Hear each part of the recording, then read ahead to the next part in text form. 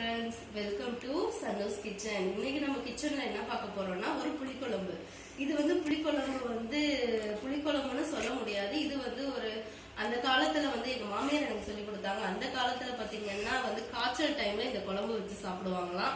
இது வந்து அவங்க வந்து காய்ச்சல் குழம்புன்னே அதுக்கு பேர் வச்சிருக்காங்க. பட் நம்ம வந்து இது புளிக்குழம்புன்னு சொல்லிக்கலாம். சோ ஏன்னா இதுல வந்து பாத்தீங்கன்னா காய்ச்சல் டைம்ல சாப்பிட்றதுக்கான எல்லா மருத்துவ குணமும் இதுல இருக்கு. பாத்தீங்கன்னா சீரகம் இருக்கு, மிளகு இருக்கு, இஞ்சி இருக்கு, பூண்டு இருக்கு, புளி இருக்கு, வெங்காயம், சின்ன வெங்காயம் இருக்கு. சோ எல்லாமே இதுல இருக்கு. என்னென்ன தேவையோ உடம்புக்கு தேவையோ எல்லா ஒரு மருத்துவ குணமான பொருளும் இதுல இருக்கு. சோ இந்த குழம்பு வந்து காய்ச்சல் டைம்ல வச்சு சாப்பிடுறது உடம்புக்கு ரொம்ப நல்லது. தேவையான இன்கிரீடியன்ஸ் என்னன்னு பாத்திரலாம். அதுக்கு வந்து 2 ஸ்பூன் வந்து சீரகம் எடுத்திருக்கேன். இதுல 1.5 ஸ்பூன் மிளகு எடுத்திருக்கேன். அப்புறம் 1 ஸ்பூன் துவரம்பருப்பு, 1 ஸ்பூன் கடலைப்பருப்பு, 1 ஸ்பூன் வந்து 1.5 ஸ்பூன் வந்து உளுந்தம்பருப்பு. அதுக்கு தேவையான அளவுக்கு புளி எடுத்துக்கிட்டு இருக்கேன். நீங்க உங்களுக்கு புளிப்பு எவ்வளவு தேவையோ அந்த அளவுக்கு நீங்க புளி எடுத்துக்கோங்க. ஸோ இதுல ஏன்னா தக்காளி போட போறதுல, அதனால உங்களுக்கு புளிப்பு வேணும்னா நீங்க இன்னும் கொஞ்சம் கூட ஜாஸ்தி எடுத்துடலாம். இது வந்து தாளிக்கிறதுக்கு கருவேப்பிலை, கொத்தமல்லி, பூண்டு, இஞ்சி இதை எடுத்திருக்கேன். சின்ன வெங்காயம் இந்த குழம்புக்கு வெரி இம்பார்ட்டன்ட். ஸோ சின்ன வெங்காயம் யூஸ் பண்ணிக்கோங்க. பெரிய வெங்காயம் வேண்டாம், சின்ன வெங்காயம் எடுத்துக்கோங்க. 1 ஸ்பூன் மல்லி, 1 ஸ்பூன் வெந்தயம், தேவையான அளவுக்கு கடுகு, தேவையான அளவுக்கு மஞ்சத்தூள். இன்னொன்னு எண்ணெய் வந்து நல்லெண்ணெய் யூஸ் பண்ணியிருக்கேன். நான் நல்லெண்ணெய் யூஸ் பண்ணுங்க, இதுக்கு ரொம்ப நல்லது இந்த குழம்புக்கு. ஸோ நல்லெண்ணெய் இருந்தா நல்லெண்ணெய் யூஸ் பண்ணுங்க. இல்லாதவங்க உங்க கோல்டு வின்னர் இந்த மாதிரி ஏதாவது எண்ணெய் நீங்க யூஸ் பண்ணிக்கலாம். கடல் எண்ணெய் யூஸ் பண்ணிக்கலாம், எதுனாலும் யூஸ் பண்ணிக்கலாம். பட் இந்த குழம்புக்கு நல்லெண்ணெய் யூஸ் பண்றது ரொம்ப நல்லது. ஸோ நல்லெண்ணெய் இருந்தா நல்லெண்ணெய் யூஸ் பண்ணிக்கோங்க. ஸோ இந்த ரெசிபி எப்படி பண்றது நான் இப்போ உங்களுக்கு சொல்றேன். கொஞ்சம் முன்னாடியே ஊற வச்சிருங்க. சுடுதண்ணியில ஊற வச்சீங்கன்னா கொஞ்சம் சீக்கிரம் ஊறிடும். நான் ஆனா பச்சை ஊறிடும். நம்ம புளிய முதல்ல அதனால ஊற வச்சிடலாம். இப்போ நான் இதெல்லாம் எப்படி வறுக்கிறதுங்கிறத நான் உங்களுக்கு இப்ப பாத்தீங்கன்னா நான் இதெல்லாம் வந்து ட்ரையா வறுக்கணும். ட்ரையா வறுக்கிறதுலாம் முன்னாடி சொல்லி பருப்பு, உளுந்தம்பருப்பு இதை முதல்ல இதுல வடச்சட்டியில போட்டு நல்லா வறுத்துக்குங்க. வரமல்லி இதை போட்டு முதல்ல நல்லா இப்போ இதை பாத்தீங்கன்னா இது நல்லா வறுத்துடணும். வறுத்துட்டு கொஞ்சம் லைட்டா அது அந்த கலர்லாம் ரொம்ப கருகிற மாதிரிலாம் வறுக்க வேணாம். சும்மா லைட்டா வறுத்தாலே போதும். நான் இதை வறுத்துட்டு அதுக்கப்புறமா தனியா வரமிளகா ஒரு 4 மிளகா எடுத்து வச்சிருக்கேன். ஆல்ரெடி நான் சொல்லலை உங்களுக்கு. ஆனா நீங்க வந்து ஒரு 4 மிளகாவோ 5 மிளகாவோ உங்களுக்கு எவ்வளவு தேவையோ காரத்துக்கு ஏற்ற மாதிரி எடுத்துக்கோங்க. எடுத்துட்டு இதை வறுத்து முடிச்சுட்டு அதுக்கப்புறம் நம்ம வரமிளகாவை வறுத்துக்கலாம். இப்போ நான் ஒரு 3 மிளகா எடுத்திருக்கேன். அந்த 3 மிளகா இதுல போட்டுட்டு சும்மா லைட்டா சூடு படுற அளவுக்கு வறுத்தா போதும். அது சும்மா அப்படியே வறுத்துக்கோங்க ஜஸ்ட். இப்போ நம்ம வந்து வறுத்து அரைக்கிறது ட்ரையா நம்ம என்னென்ன அரைக்கணுங்கிறத ஃபர்ஸ்ட் நம்ம வறுத்துட்டோம்.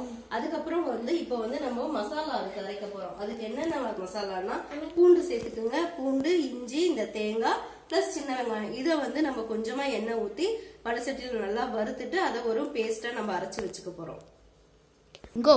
இப்போ இதுல 2 ஸ்பூன் எண்ணெய் ஊத்திக்குங்க. நல்லெண்ணெய் தான் சேர்த்திருக்கேன் நான். 2 ஸ்பூன் நல்லெண்ணெய் சேர்த்துக்குங்க. சேர்த்துட்டு சிம்ல வச்சிருங்க. அடுப்புல சிம்ல வச்சுட்டு கொஞ்சமா அரைக்கிறதுக்கு சின்ன வெங்காயம் யூஸ் பண்ணிருக்கேன். நீங்க பெஸ்ட் சின்ன வெங்காயம் யூஸ் பண்ணிக்கோங்க, அதுதான் பெஸ்ட். சின்ன வெங்காயம் நல்லா வதங்கட்டும்.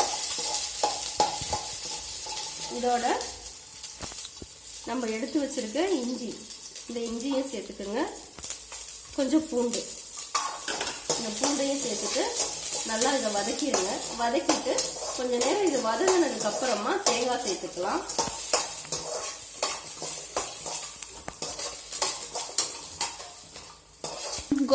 இப்போ வெங்காயம் நல்லா வதங்கிருச்சு. இப்போ தேங்காய் சேர்த்துக்கிறோம். தேங்காய் சேர்த்து நல்லா வதக்கிடுங்க. தேங்காய் வந்து ஒரு மாதிரி ப்ரௌன் கலர்ல வரணும். ப்ரௌன் கலர்ல வர வரையும் வதக்கிக்கணும். இப்போ பாத்தீங்கன்னா இது நல்லா வதங்கிருச்சு. இது வதங்கினதுக்கு அப்புறமா நம்ம இப்போ இது ஃபுல்லா வதங்கிருச்சு. ஸோ இப்போ இதை அடுப்பு ஆஃப் பண்ணிடலாம். அதுக்குள்ள நம்ம வந்து இது கொஞ்சம் ஆறட்டும். அதுக்குள்ள நம்ம வந்து இந்த ட்ரையா அரைக்க வேண்டியதை ஃபர்ஸ்ட் அரைச்சிடலாம். இது கொஞ்சம் ஆறிடுச்சு. ஸோ இதை அரைச்சிட்டு வரும்பாட்டி இதுவும் ஆறிடும். இது ரெண்டையும் அரைச்சிட்டு அதுக்கப்புறம் நம்ம எப்படி குழம்பு பண்றதுன்னு நான் உங்களுக்கு சொல்றேன். இப்போ பாத்தீங்கன்னா இது நல்லா அரைச்சிட்டு நல்லா நைஸா அரைச்சாச்சு. ஸோ இப்போ நம்மளுக்கு இந்த பொடி ரெடி ஆயிடுச்சு. அதுக்கப்புறம் நம்ம இங்க வதக்கி வச்சிருக்கோம். அந்த வதக்கி வச்ச வெங்காயம், தேங்காய், இஞ்சி, பூண்டு இதை வதக்கியிருக்கோம். இதை நம்ம பேஸ்டா அரைச்சிட்டு வந்து நான் உங்களுக்கு எப்படி குழம்பு பண்றதுன்னு சொல்றேன்.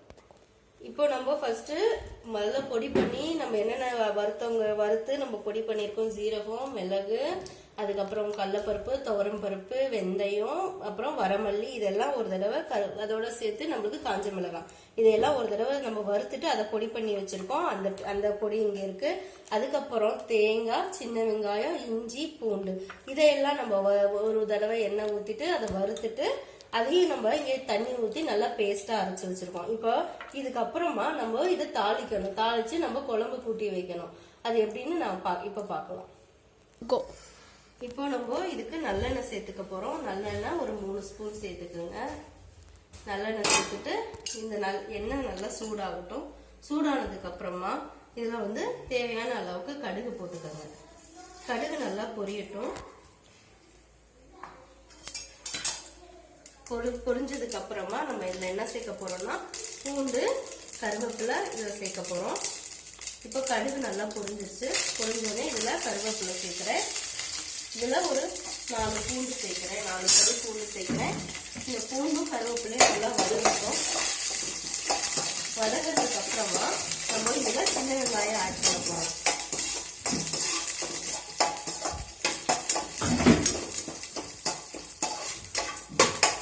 இப்போ இதுல சின்ன வெங்காயம் ஆட் பண்ணிக்கலாம். ஆட் பண்ணிட்டு இந்த சின்ன வெங்காயமும் நல்லா வதங்கணும்.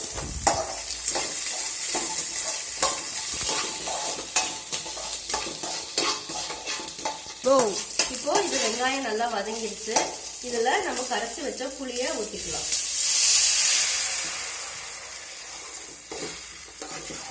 புளிய ஊத்திடுங்க. புளி ஊத்திட்டு உங்களுக்கு தேவையான அளவுக்கு மஞ்சத்தூள் ஆட் பண்ணிக்கோங்க. இதுலயே நான் கொஞ்சமா கல் உப்பு ஆட் பண்றேன். உப்பு தேவையான அளவுக்கு ஆட் பண்ணிக்கோங்க.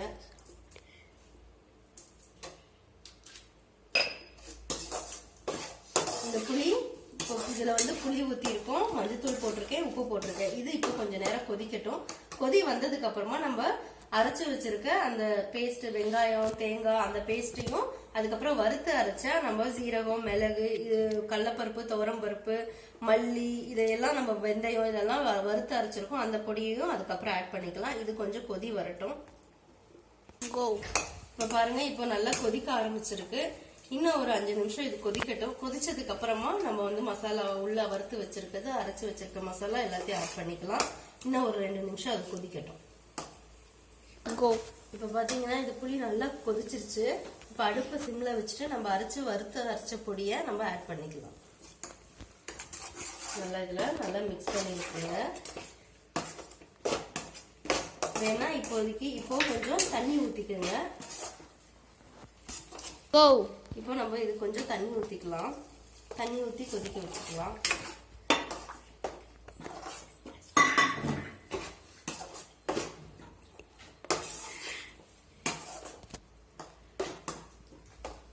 தண்ணி பத்தலைன்னா இன்னும் கொஞ்சம் ஆட் பண்ணிக்கோங்க.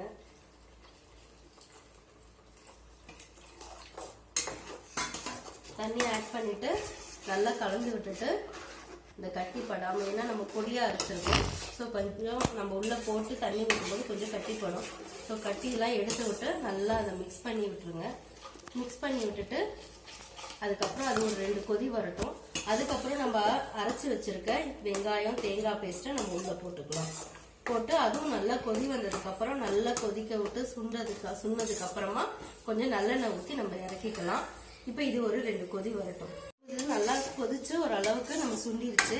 இப்போ என்ன பண்ணணும்னா நம்ம தேங்காய், வெங்காயம், இஞ்சி, பூண்டு இதையெல்லாம் வந்து வதக்கி நம்ம அரைச்சு தண்ணி ஊற்றி அரைச்சு வச்ச பேஸ்ட்டை இதில் ஆட் பண்ணிக்கலாம். கொஞ்சம் தண்ணி ஊற்றி ஆட் பண்ணிக்கலாம்.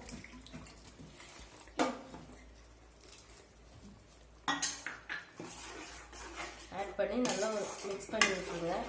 அந்த குழம்போட கலரே பார்த்தீங்கன்னா உங்களுக்கு வந்து ஒரு மாதிரி ப்ரௌன் கலர்ல, ஏன்னா மிளகு போட்டிருக்கோம், மல்லி போட்டிருக்கோம். ஸோ இதுல எல்லாமே வந்து ஒரு மாதிரி உடம்புக்கு தேவையான உடம்புக்கு என்னென்ன நல்லதோ எல்லாமே இதுல இருக்கு. ஸோ இது ரொம்ப நல்லது உடம்புக்கு. இதை வீட்டில் ட்ரை பண்ணி பாருங்க. இது நல்லா ஒரு கொதி வரட்டும். கொதி வந்துட்டு அதுக்கப்புறம் நம்ம கடைசியா நம்ம எண்ணெய் வந்து நல்லெண்ணெய் வந்து நீங்க என்ன பண்ணுங்கன்னா காய்ச்சி கடைசியா இதுல வந்து சேர்த்துக்கணும். அது சேர்க்கும்போது நல்லெண்ணெய் சேர்க்கும்போது இன்னும் கொஞ்சம் இதோட டேஸ்ட் இன்னும் நல்லா இருக்கும். இதுல வந்து பாத்தீங்கன்னா மிளகோட டேஸ்ட் வந்து கொஞ்சம் நல்லா தூக்கலா தெரியும். சாப்பிடும்போது நம்மளுக்கு ஒரு காட்டம் இருக்கும். அது வந்து ரொம்ப நல்லது, நம்மளுக்கு த்ரோட்டுக்குலாம் ரொம்ப நல்லது. ஸோ அதனால இந்த குழம்பு பாருங்க நல்லா கொதிச்சிருச்சு, நல்லா கொதிச்சு சுண்டிடுச்சு. இப்போ நம்ம இங்கே கட் பண்ணி வச்சிருக்க கொத்தமல்லி தழை அதையும் போட்டுடலாம். போட்டு நல்லா ஒரு மிக்ஸ் பண்ணி விட்டுருங்க. பண்ணிட்டு அடுப்பை ஆஃப் பண்ணிடுங்க. ஆஃப் பண்ணிட்டு இப்போ இதுல நான் ஆல்ரெடி நல்லெண்ணெயை வந்து சூடு பண்ணி ஊத்தி வச்சிருக்கேன். ஸோ நீங்க என்ன பண்ணுங்க, ஊத்தும் போது சூடு பண்ணிடுங்க. சூடு பண்ணி இதுல அப்படியே ஒரு 2 ஸ்பூன் 3 ஸ்பூன் அளவுக்கு ஊத்திக்கணும். ஊத்திட்டு அதையும் நல்லா மிக்ஸ் பண்ணி விட்டுருங்க. நல்லா மிக்ஸ் பண்ணிடலாம். இப்போ இதுல எண்ணெய் நல்லா சூடு பண்ணி ஊத்துங்க, அதை மறந்துடாதீங்க. இதை சூடு பண்ணி 2 ஸ்பூன் அது 3 ஸ்பூன் ஊத்திடுங்க. இப்போ இதை என்ன பண்ணலாம், ஒரு கிண்ணத்துல இதை மாத்திடலாம். இப்போ குழம்பு ரெடி ஆயிடுச்சு. வீட்டில் ட்ரை பண்ணி பார்த்துட்டு எப்படி இருக்குன்னு சொல்லுங்கள். இதில் மிளகோட டேஸ்ட்டு ரொம்ப ஜாஸ்தி இருக்குது, நல்லா இருக்குது. நீங்கள் ட்ரை பண்ணி பார்த்துட்டு கமெண்ட் பாக்ஸில் எனக்கு எப்படி வருதுன்றதை கமெண்ட் பண்ணி